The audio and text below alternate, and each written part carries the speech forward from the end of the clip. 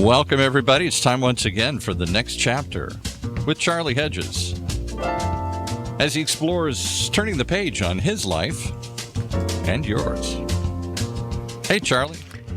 Hey, Paul. It's good to be here with you once again at OC Talk Radio. Now, today's show will be a bit different from our normal interview format. Today, I want to talk about how to begin saving the lives of more than 800,000 children under 5 worldwide.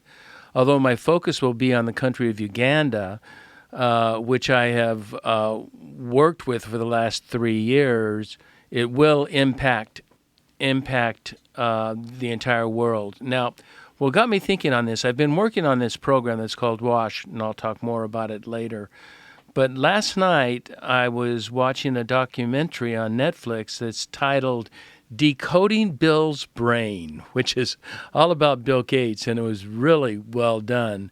And while I thought the documentary would be simply kind of an overview on Bill Gates' accomplishment and his neuro-processes, the documentary turned out to be quite different. About half the show was indeed on how Bill thinks and how he processes data and what he does, especially in the Gates Foundation. But the other half of the show was about a subject that turns out to be very dear to me personally, and that is the subject of diarrhea and infant mortality, which is a primary focus of the Bill and Melinda Gates Foundation. Bill Gates, who seems to read about 15 books a week, discovered that diarrhea, now check this out, that diarrhea kills approximately 2,200 children every day, more than AIDS, malaria, and measles combined. That comes to a grand total of just over 800,000 children every day, every year that die due to diarrhea. 800,000 children die to diarrhea. Now, when Bill Gates discovered this, he immediately made solving the problem of diarrhea a primary goal of the Gates Foundation. To add to this crisis, it is found that people also infected with AIDS, which is quite common in Africa, are 11 times more susceptible to diarrhea than those not infected. So we're just dealing in very, very terrible conditions. As I stated, this is a most important issue for me personally because my job description with Wells of Life puts me in charge of our operations with the primary focus of providing access to clean water as well as sanitation and hygiene, which is known in the industry and in philanthropy as WASH, spelled exactly as it sounds, W-A-S-H, and it stands for water, sanitation, and hygiene. And I'll have much to say on WASH later in the show because it is where I focus so much of my attention. So why water and WASH? It's because the number one cause of diarrhea is due to waterborne diseases, including access to clean water, as well as an emphasis on sanitation and hygiene. In Uganda, 1 in 5 children under 5, or 20% of children under 5, will die due to waterborne diseases, primarily diarrhea. 20% of children under 5 will die of diarrhea. In Uganda, nearly 11,000 children died of diarrhea.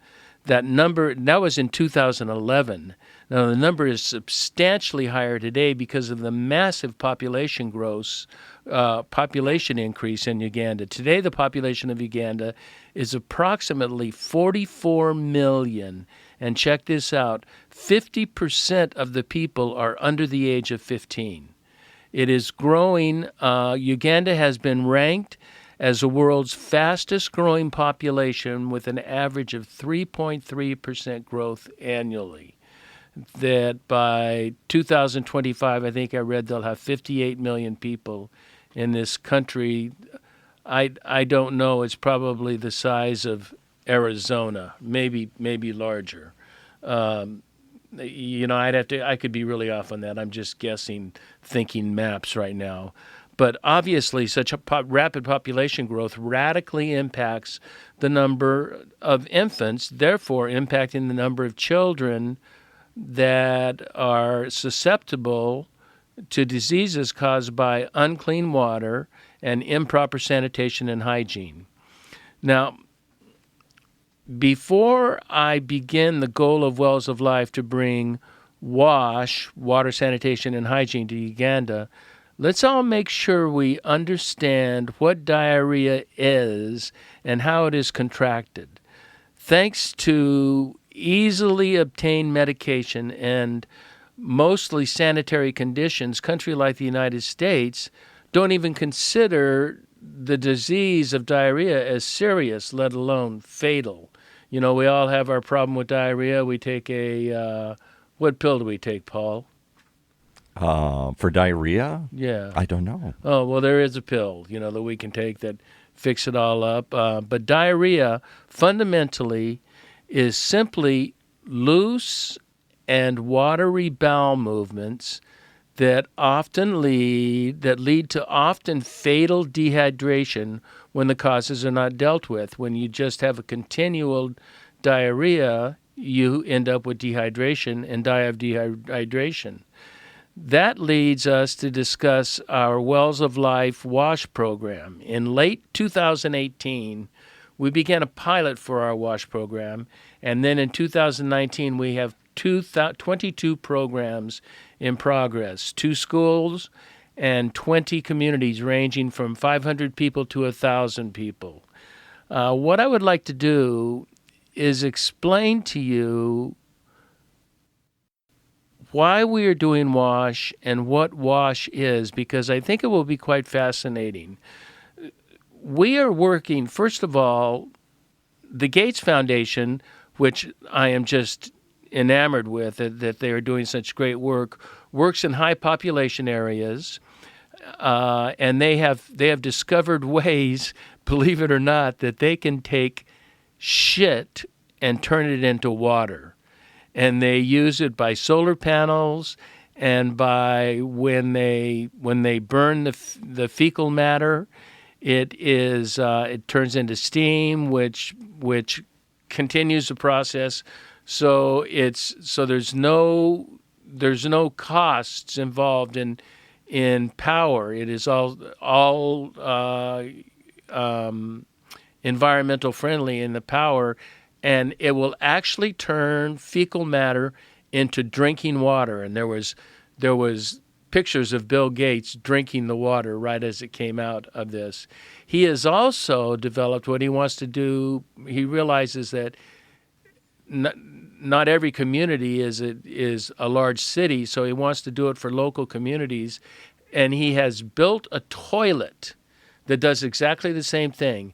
The toilet will take fecal matter, go through this process in the toilet, and come out as drinking water.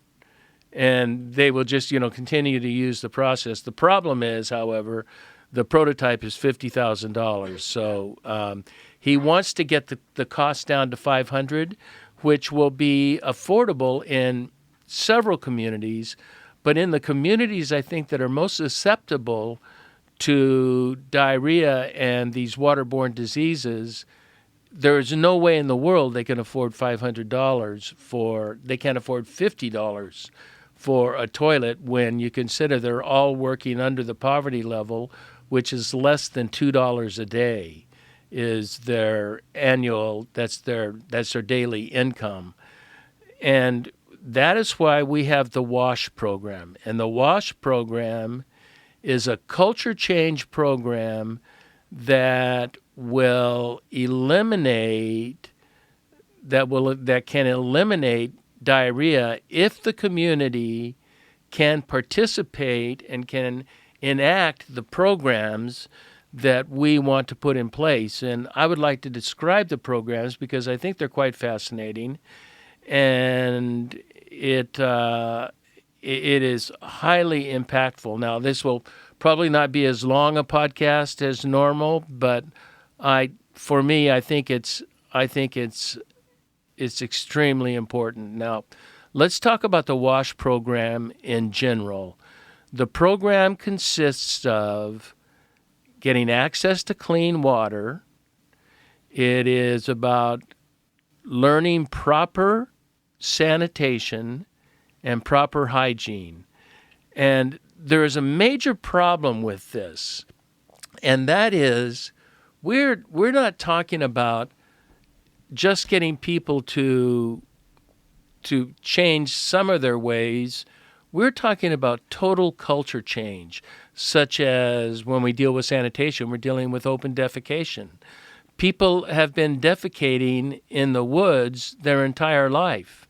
There are even myths that I have heard. Now, it's not a really common myth, but it's cultural myths that you have to dispel, that using a latrine will cause a woman to be barren.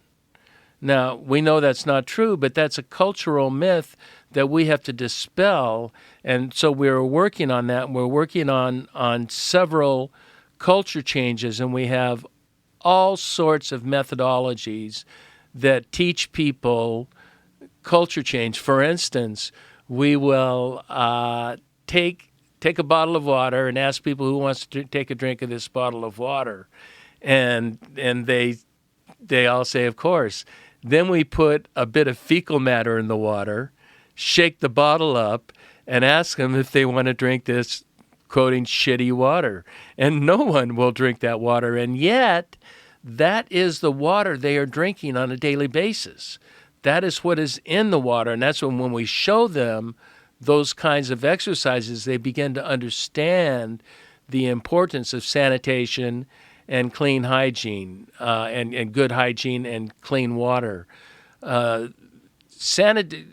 Diarrhea is simply the cause in developing world countries is the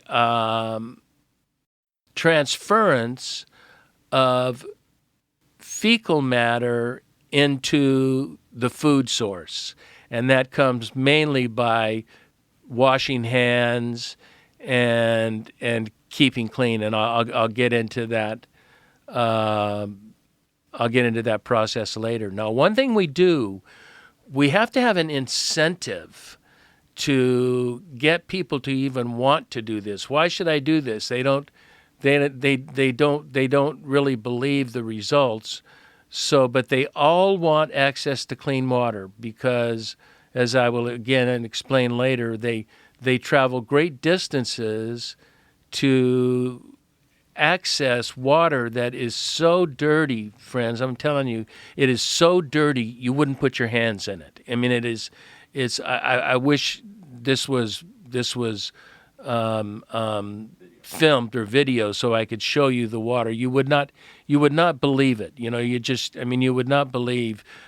Take a look at Bill Gates' video, Decoding Bill's Brain, and they'll show you water sources in India that are just utterly disgusting. You literally would not put your hand in it, let alone use this as drinking water.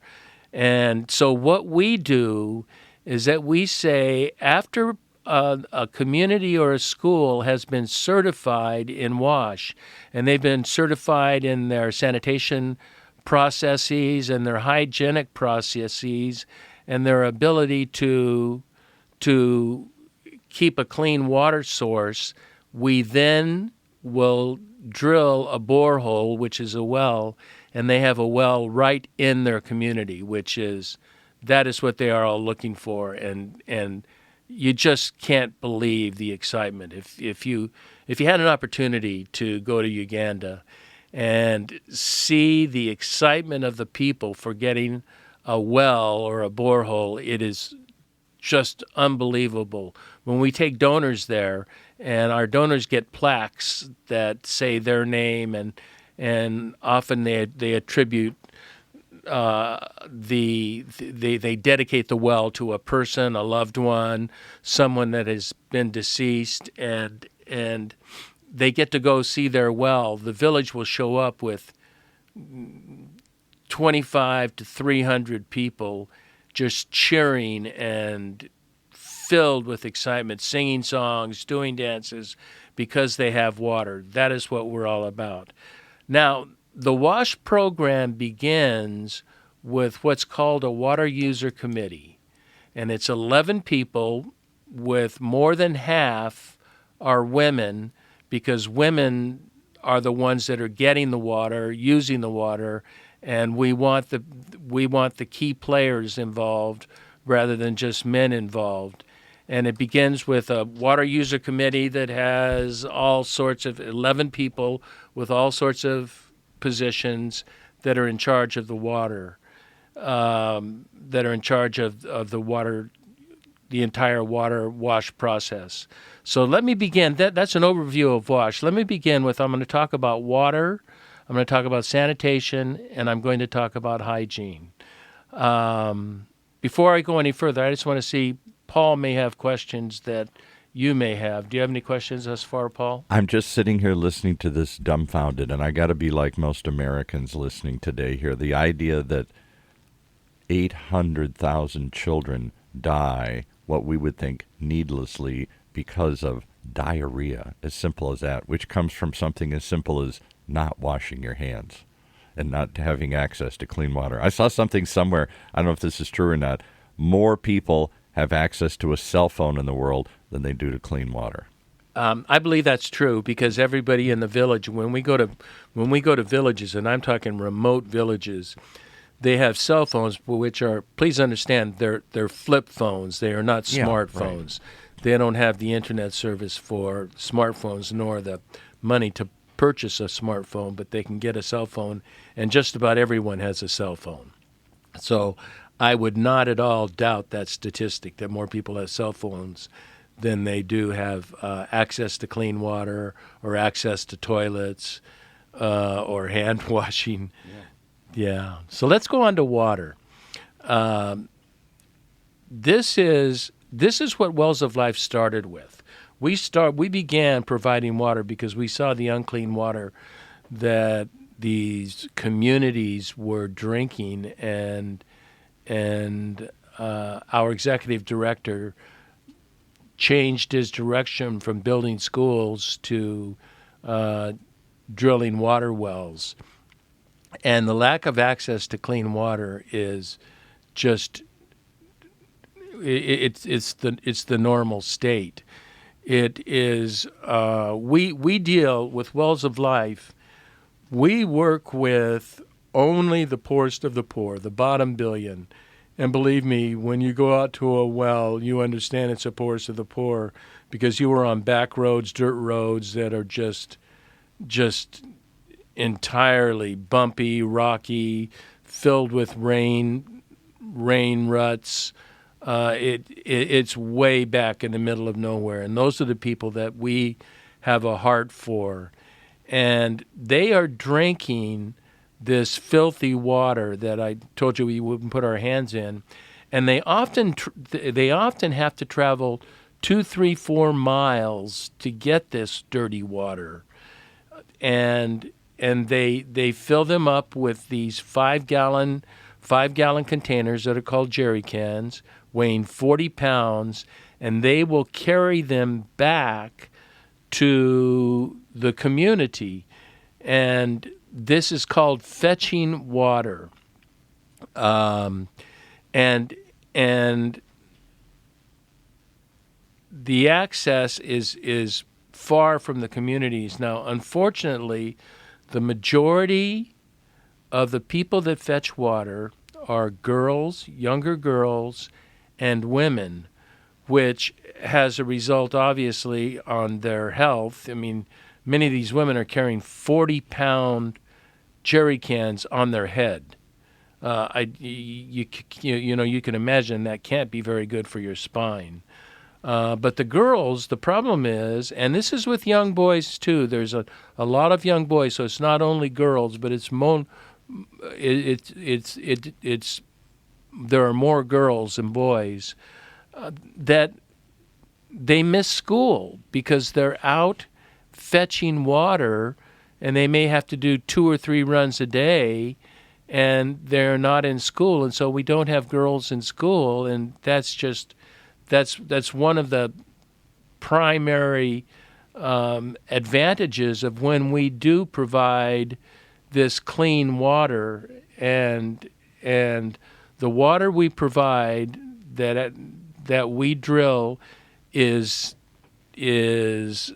closer to the community, and it is safe water that is not just we go down to aquifer and assume that we're getting safe water. It is tested by national laboratories that are approved by the Ministry of Water and Environment of the country of Uganda. So we are definitely giving them clean water. There was something else I wanted to mention about water that was really important. Missing school, fetching. Well, just the whole idea that you're turning people into beasts of burden. That's all they do. It must take how many hours, because these wells aren't nearby, how long does it take them to go there and back? How much of their day is consumed simply carrying water from one place to another? I would say generally a half a day.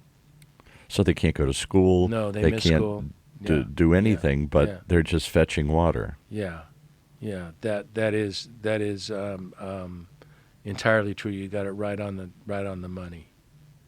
So how do you change an entire culture built this way?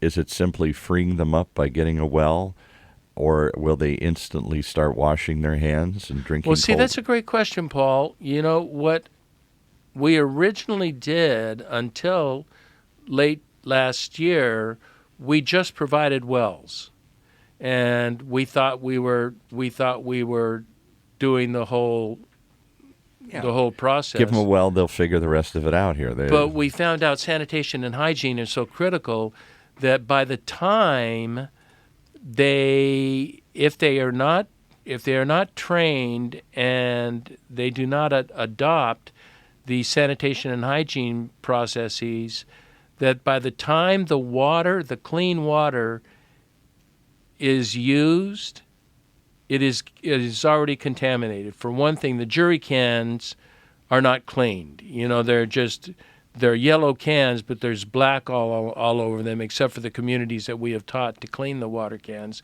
So they're getting contamination right from the beginning, and then they take this water and they take it back, and sometimes they'll put it into an unclean a pan or a bucket or something. A barrel. Oh yeah, right.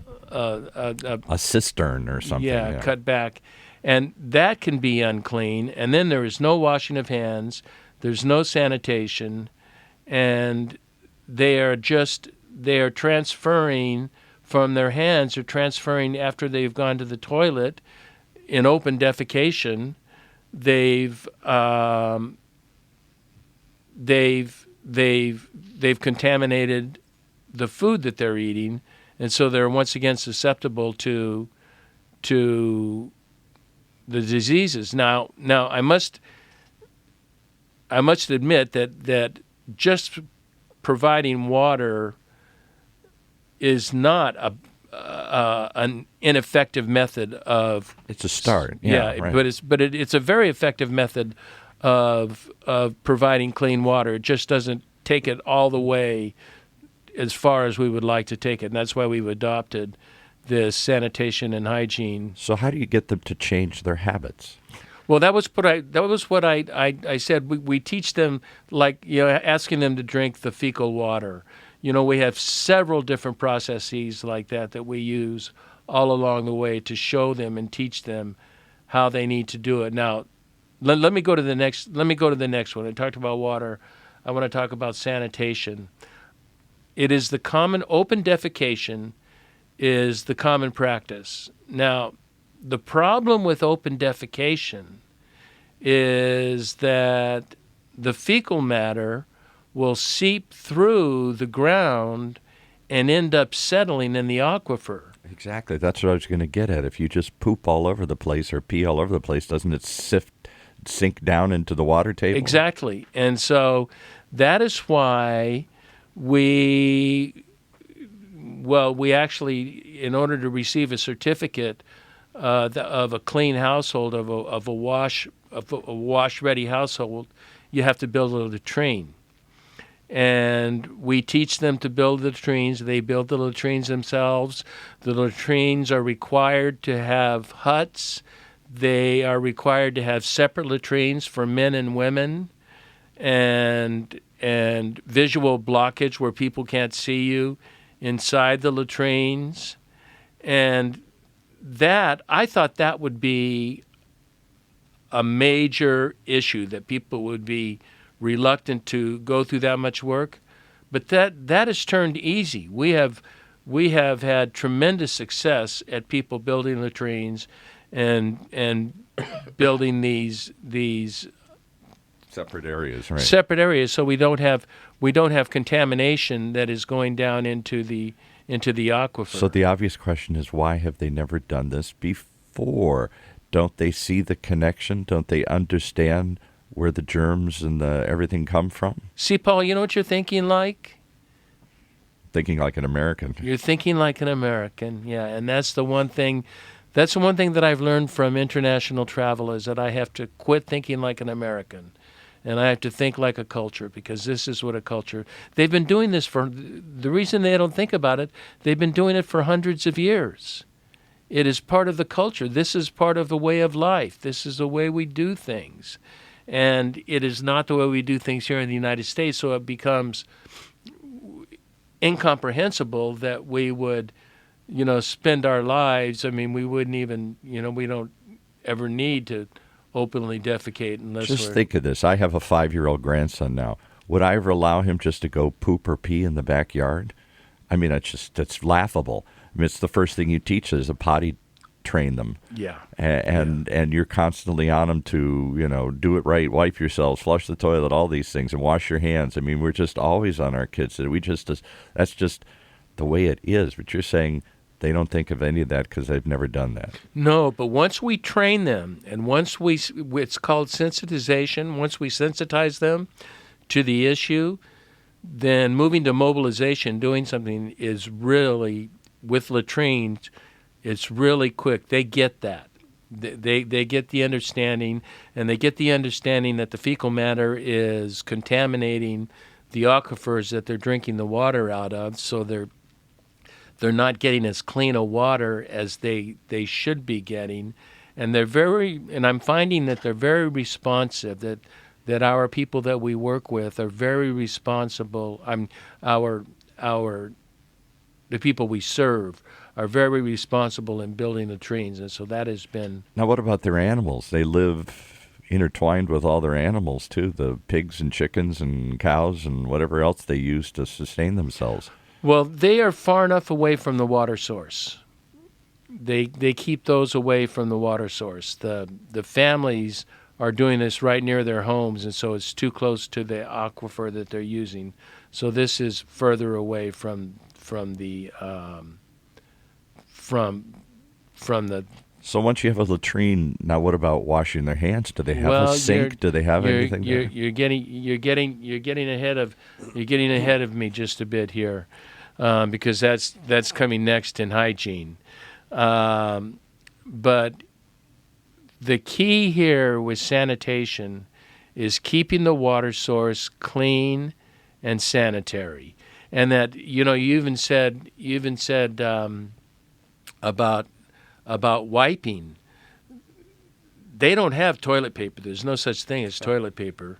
So they have special leaves that they use, and they have it hanging in every latrine is a branch with several leaves, and they use leaves to wipe themselves. Right. Because they can't get nor afford toilet paper. I let that image sink in a while here. I can't even picture that. Yeah. Okay. So sanitation is not. It's about primarily open defecation and building latrines, but it's also the people in charge of sanitation are also responsible for keeping the well site sanitary, keeping it clean, the well site clean, free of dirt or any kind of contamination that at the well site, and they will inspect jerry cans and make sure everybody is keeping their jerry cans clean, so they're not dumping clean, safe water into unclean, unsafe containers. So the sanitation goes that far, and we're getting excellent responses from that. We just, on our last trip in August 2019, we visited several villages, wash villages that are in the process of getting certified, and it was just amazing how clean and how sanitary everything was. It was night and day compared to a village that has not gone through the WASH program. Is there a pushback? Is there a tribal elder that fights this? Are there of course. misbeliefs that keep them? Of course. Superstitions or whatever? Yeah, well, it's that is one of our, we have learned our process. We don't just go into a village and just start. We ask ourselves, we invite ourselves in to begin with, and then they invite us to follow up. They're the ones that say that we want to follow up. And so we begin with leaders. We begin with, it would be kind of like a mayor of the area. It's called an LC3, and it's local council 3.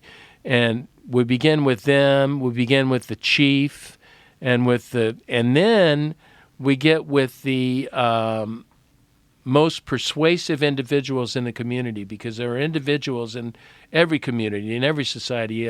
You have individuals that don't have rank or title, yet they're the most influential people in the community. Yeah, everybody looks up to them. Everybody listens to them. And so those are the people we get. We get their buy-in first. We get them in it, and so they will then encourage the rest of the people, the remainder of the people, to follow this. And then after that is where we set up our water user committee. Now, before we go on to hygiene, I think it's our normal time. I think we should take a brief break. Okay, let's do that. And we'll come back and talk about hygiene, which we take for such granted here and which is so critical there.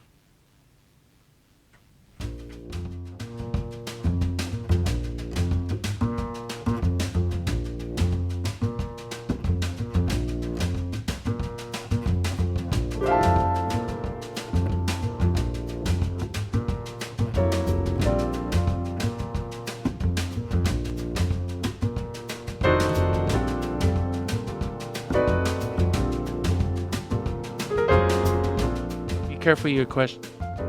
Hi, this is Charlie Hedges. You're listening to The Next Chapter with Charlie. And I want to welcome my special guest, which is me, and producer Paul. And we are talking about the crisis of diarrhea and infant mortality, and that more children are dying of diarrhea than just about any other disease in the world. We have 2,200 children a day dying from diarrhea. That's about, worldwide, it's about 800,000 children. And Walls of Life works in Uganda, and we're talking about our process of how we try to alleviate or really eliminate this problem with contracting diarrhea, or contacting diarrhea. Contracting, I guess, is the word. Is it? Contracting? Yeah, contracting, yeah. So the next thing, we've talked about water and sanitation, in which they're moving well. The next thing that is very important in this WASH, which is water, sanitation, and hygiene, is the hygiene aspect. Hand washing is the I think it's the number one issue that we have to deal with. We find, I read a statistic that said 47% of all the people that contract diarrhea comes from failure to wash hands. 47% comes simply from the failure to wash hands. So the first half is getting the clean water to them, drilling the well. The second half is learning them to keep the water clean and the water supply clean, Don't allow all this human defecation, urine to go down into the water supply.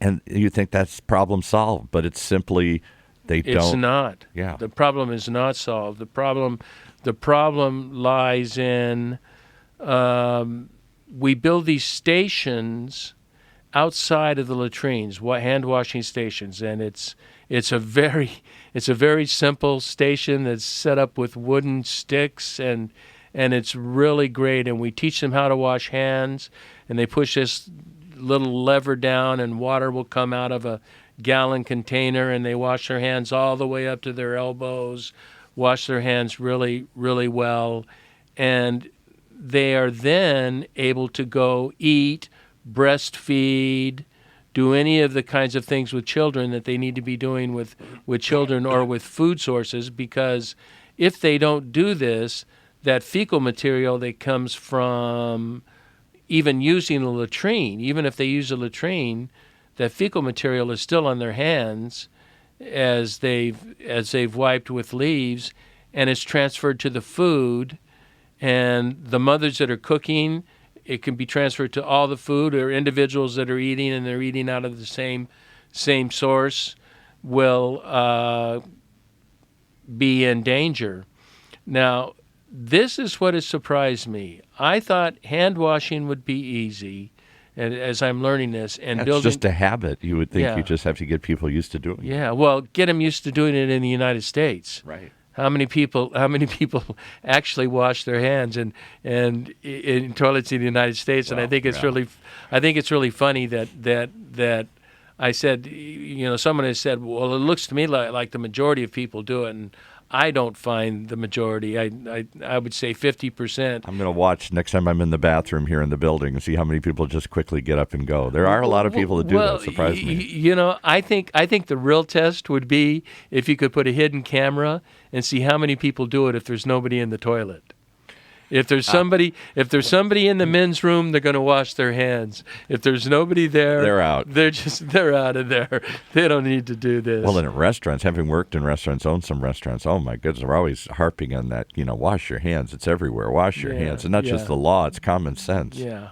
So this has been the most difficult activity we have found to get people to use, and we do all sorts of sensitization, all sorts of education, and showing them how to do it, but it is still the most difficult. Yet it is perhaps, I could be wrong if I say the most essential, but it's up there at the top of the most essential activities. Sounds like half the problem isn't just half the problem is getting them the water and keeping it clean, and the other half is getting them to not contaminate it themselves. Yeah, but they will not receive a certificate of a WASH certificate that they are a WASH compliant household. They will not receive that certificate, and if the households don't receive the certificate, they don't get a well. So that's the incentive. That's what drives them to do it, because they want a well in their community. And they can't get a well until we get a very large, over 90% commitment to certificates of completion. We're looking for 100%, but we take 95, and we will. So that's interesting. I thought you just went and found a village, drilled a well, left. Now you're saying we find a village, invite ourselves in, and they want what we offer because they don't have to go so hard to get the water. And you won't build it until you prove that they know how to use it and protect it? Exactly. That's the incentive. You have to have an incentive to get people, for such major culture change, there must be some incentive for such major culture change. But this will completely change the longevity of life, because another high-risk area, we have children that are high-risk area. Now there's may not be that many people over 70, but people over 70 are also a very high risk too. Well, because they can't take dehydration. dehydration. Right? Yeah. Now, with the hygiene is not only hand washing, but we also talk about creating hygienic households. So that is clean kitchen areas, and clean rubbish burning areas where they will get rid of their contaminated air materials, and also building drying racks. That we have them build drying racks so when they wash their dishes are not put on a towel on the ground. Their dishes actually have a clean drying area, so the dishes are clean. So we go that far. And then another thing that we do for hygiene that's very important is we build private bathing areas. Now, these are not like showers or anything. These are tubs that are filled with water, and they wash themselves in these tubs, but they're naked, and women don't want to be naked in the open. And neither do men, but women especially. And, we're talking potential sexual abuse, and we don't want anything to do with that, so we build these private bathing areas as well. So if we put all this together, Paul, if we have good sanitation, no open defecation, so the aquifers are not being contaminated, if they're using latrines, and if they're washing hands and using these clean kitchen areas and drying areas, then once we provide safe water, once we give them that is nationally certified clean water, having gone through a laboratory and run probably 20 different tests of possible contaminants for a water or viability of the drinking water.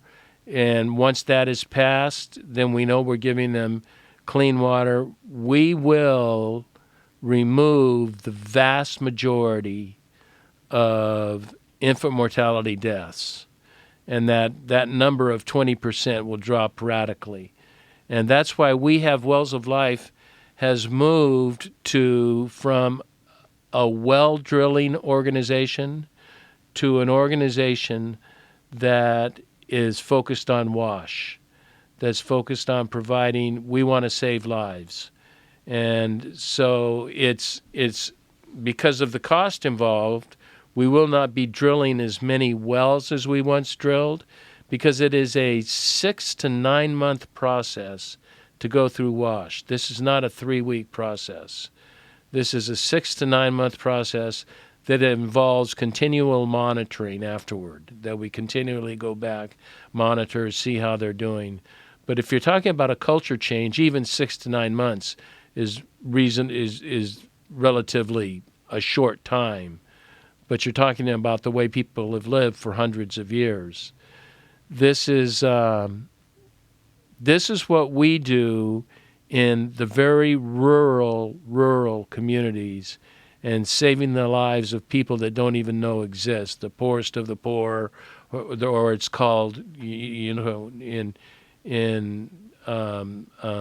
the circles, it's called the bottom billion, and that's what we work with. I don't think I personally have ever participated in anything more important than this. I think the gifts that I learned in business, in ministry, in consulting and coaching, all of this, and I've always been a philanthropist, and so this is I feel like this is what I was created to do, is to get this going. Wow. Well, because you contributed before, but now you're changing. There's a big difference between giving somebody something and making an impact, a direct impact. Yeah, and that's the other thing that I'm obviously going to encourage our listeners to check out Wells of Life, because it's one of those deals that's really funny. That's really not funny, but it's one of the great health problems of the world that is truly, we have the technology to fix it. We have the technology to do something about it. It's not like cancer or something that we're still looking for the technology. AIDS or malaria or right. other sorts of well, things. AIDS, I mean, a lot has been done for Right. AIDS, obviously, and malaria, but we sometimes think of a disease and we think we can find the cure, then that's it. That one's gone. Like polio, that one's gone. yes. Whereas it isn't just enough that they don't have access to clean water. They don't know how to use clean water. They don't know how to keep the water clean. And so you have to change their life. First, you have to give them something they don't have, and then you have to teach them how to use it. Well, what's really, as you say it that way, what's really interesting is that there is another company that we work with, Life Water, and all they do is wash while we were doing wells. And they kept telling us, you guys, the wells by themselves are not doing it, but it took us 2 years to finally make this, Right. to make this Because we're culture Americans. change. We want to just go in and fix. Well, give me the easy Yep. answer. Need some wells? Let's go dig some things. Dig a hole. Water comes up. Next. Problem solved. Yep. And I am. We are very grateful for Life Water, which is a wonderful organization and does a lot with WASH, but they only do WASH. And we are now, Wells of Life is now focusing, we're looking at 2020 of focusing on WASH only and restoring non-functional wells. So there's a lot of not only Wells of Life wells that happen to be non-functional because they just, all wells, require maintenance, but all wells drilled even by other drillers, we're taking a look at those, and we want to do 70 of those per year. So we will still reach our 100 well sort of goal that we have every year, but it's just a different approach. But back to the original question, it is funny that you say they had to go through a culture change. Wells of Life had to go through a culture change. Right. But Wells of Life is now fully committed to WASH and thinking that is going to, or knowing that will prevent the deaths of tens or hundreds of thousands of children under 5. And just let me also mention that we're not, we focus on death, but what is also the result is stunted growth, is right. a whole lifestyle. We're talking children that may live, but they live, really poor quality life. And this is also enhancing the quality of life, which I think is very important as well. It's a big time deal. And so I want to thank everybody for giving me time to sort of rant on about this thing that I am so passionate about. And How do people get in touch? How do they contribute? How do they become a part of this? Let's make it a movement, not just your personal passion story. that was my very next sentence. Thank you for asking. I just did want to say this is why I'm working with Wells of Life and why I do all that I can. And I really want to encourage all of our listeners to visit our website, wellsoflife.org. Find out what we're doing. And we have a new website coming up in the next week or two that's going to be just fabulous. And it will show you what we're doing and why, and it will guide you to how you can help. And you can help by as easily as joining Water Warriors, which is $1 a day. And, it may not seem like much, but you get a few thousand people that are doing $1 a day. We can do a lot, because our cost for a well, to drill a well, is $6,000, and that's very, very inexpensive because it will serve 1,000 people, and we are working on a 20 to 25 year model that it will serve people that long as we're keeping it maintained. Where else do you get that kind of bang for your buck? Let me get onto that in a minute. But the cost for the well is $6,000, but the cost for wash is primarily labor intensive. There's not a lot of hard costs for us in wash because the community builds the infrastructure around it. But with the labor costs, the number of people that we have to have on the ground doing the work is about $6,000 per well. So now we're looking at $12,000. But for $12,000, I mean, still you're changing the lives of 1,000 people, and you are allowing people to live with a higher quality of life. And just all you have to do is see the pictures of the people. Without it's the amazing. constant fear of death, without the constant drudgery of dragging water over many miles. Oh, those horrible things, and freeing them up to study and learn and do other things and be productive and everything. I think I told the story one time when we were with Nick that I was at a village by myself and working with the people and talking about wash, and I asked people to raise their hands if anybody has had diarrhea or faced waterborne diseases, and 100% of the people raised their hands.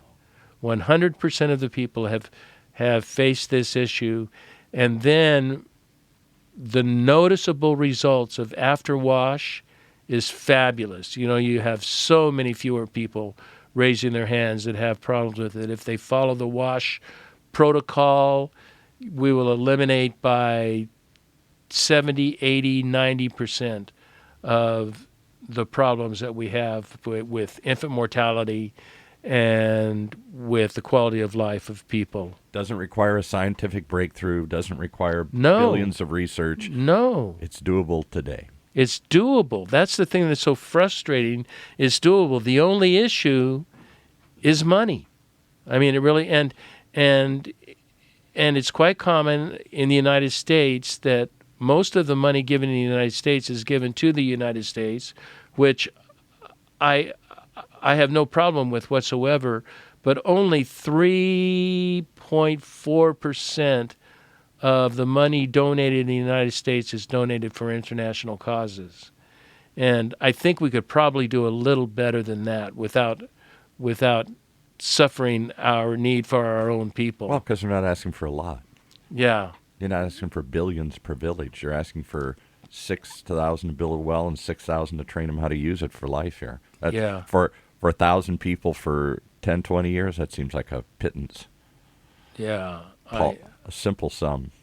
Thank you for saying that, but I think that. So I really would like to encourage people to check it out and see what they can do to help, because once you see these people, once you see the people that are impacted by it and see their happiness at clean water and their happiness of children living, mothers not having to go through a child death. I mean, and they can go through several children dying. I mean, it's just the impact on a mother is just amazing. So whatever you could do to help, boy, we would appreciate it. And I want to thank you also for tuning in to The Next Chapter with Charlie. And be sure to check us out at our website, thenextchapter.life. And until next, this is Charlie Hedges signing off. Bye for now.